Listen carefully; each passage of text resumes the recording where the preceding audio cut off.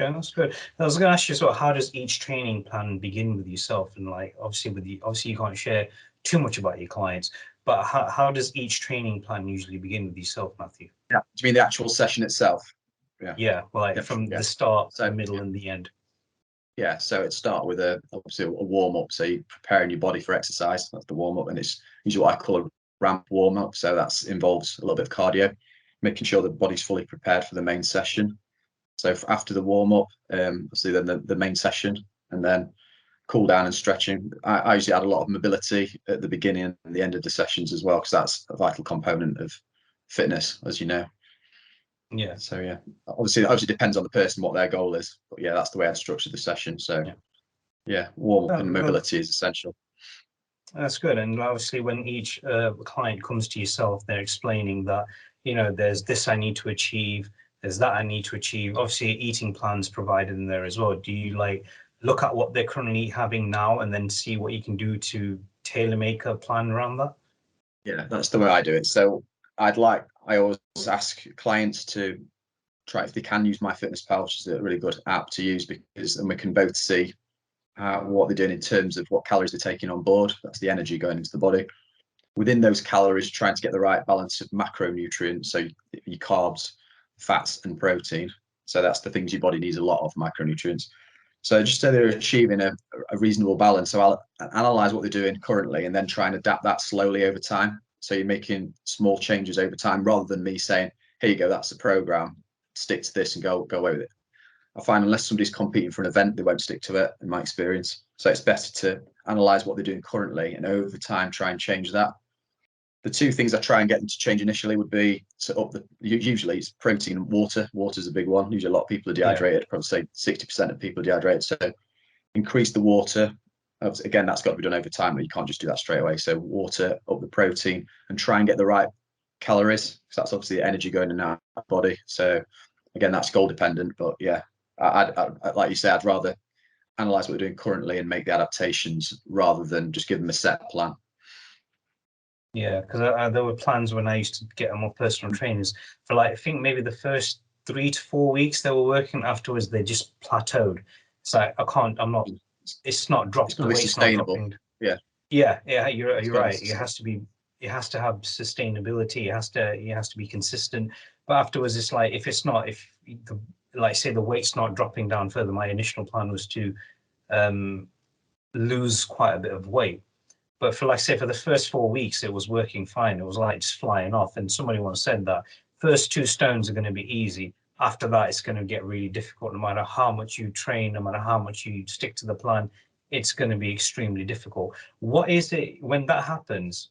What is the best thing to do in order to keep it flying off as it was easy in the first 2? Now, the first 2 stones fly off easy. What's the best thing to do to push the last 1.5 stones, I would say? I think that goes back to the consultation again. Like, you've got to make sure people are realistic about what they can achieve. So say if you've done really well for the first 4-6 weeks, I'd be trying to get you to enjoy your training and make you want to carry on. I'd be hoping that you'd start to enjoy it with me, and that you don't be hated. If you hate the first 4 weeks and you've achieved results, you're more than likely still to quit. So I'd be trying over that first period of 4 to 6 weeks. I'd be trying to get you to enjoy it, and I'd rather you do steady, work at a rate of a steady loss rather than a big loss straight away.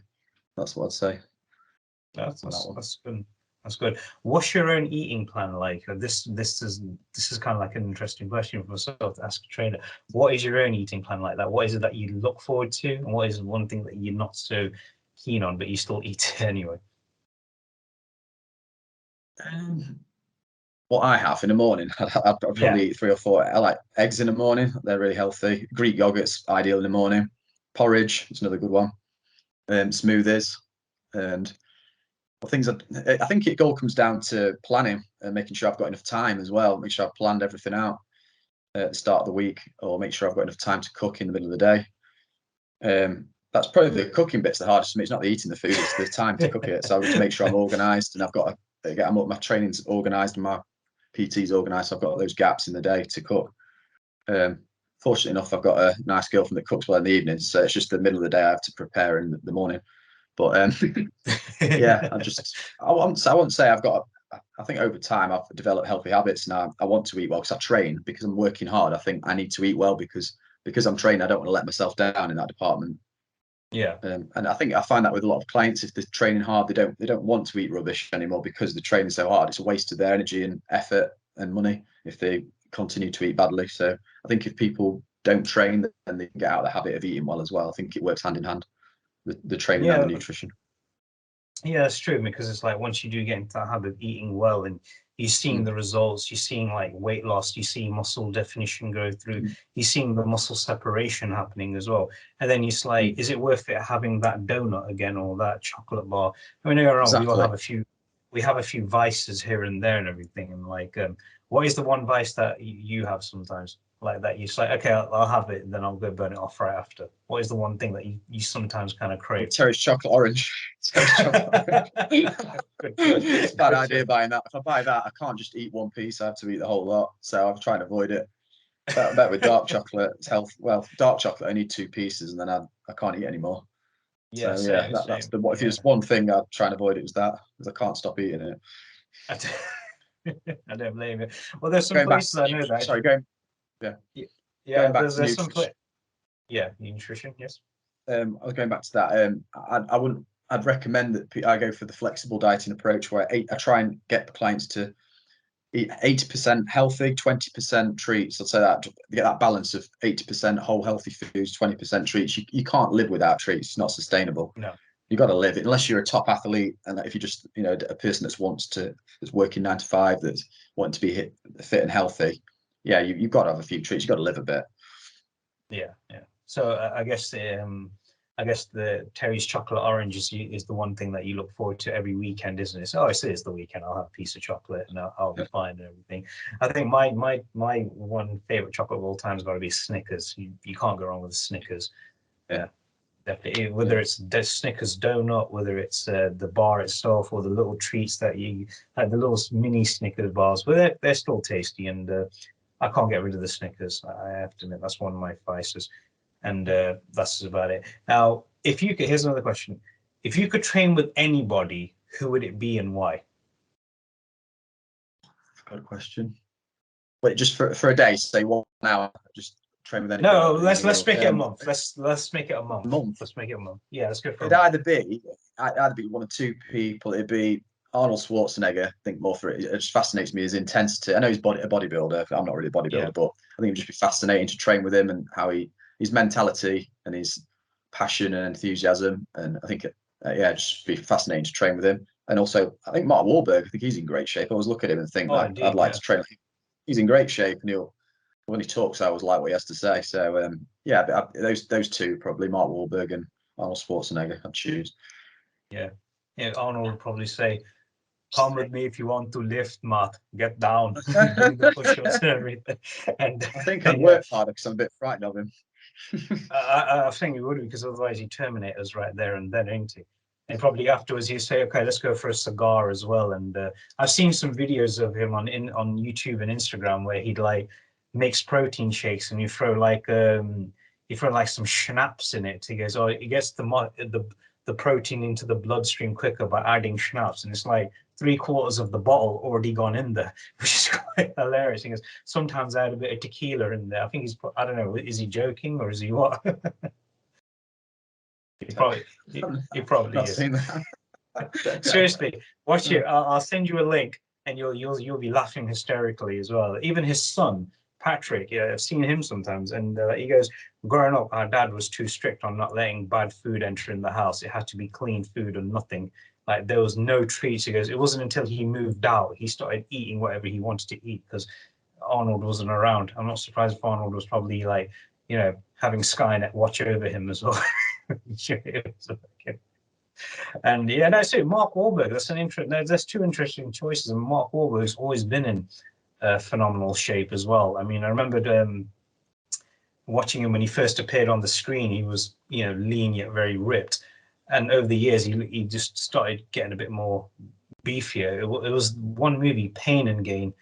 It's quite a hilarious movie, and like you got him and The Rock in there together, and like everyone's like, The Rock was built like the Eiffel Tower, and Mark Wahlberg was eating like 10 meals a day. He'd get up in the middle of the night while he was still full, eat another meal, and go back to bed again. I couldn't do that. Even if somebody paid me to, I could not do that. Could you do it, Matt? Yeah. Oh, I think, yeah, I'd try my best, but yeah, I admire his dedication. He definitely put on some weight for that film, didn't he? He definitely put on about 3 or 4 stone for that film. Yeah. He did, yeah, he did. And like The Rock nearly blew up to like 300 pounds for that movie, apparently. Like, he was like even bigger in that than you see him in Fast and Furious. And well, he's always been a big dude anyway, but he's still quite an inspiration to everybody even till today as well, isn't he? Yeah, definitely. Yeah. Definitely. Yeah, definitely. When he'd be on the top 5, definitely. The Rock would be on the top 5. Yeah. Top 5. Who's the other? Since you've already mentioned 3 now, who'd the other 2 be? Oh, yeah. Probably. I wouldn't mind maybe a footballer. Yeah, which Ronaldo one? would be interesting. Ronaldo, he's a great athlete, isn't he? Ronaldo's a great athlete. Yeah, probably a professional footballer, and maybe, don't know, maybe a female film star who trains. Heidi Klum's good. I've watched an MTV documentary about her. She's that model, gym model. She has her own trainer at her house. Wow. It's fascinating. He measures absolutely everything that she does in terms of calories and nutrition. I think he lives in a granny flat in her house in Germany. So she'd be good to train. Yeah, maybe a female celebrity as well.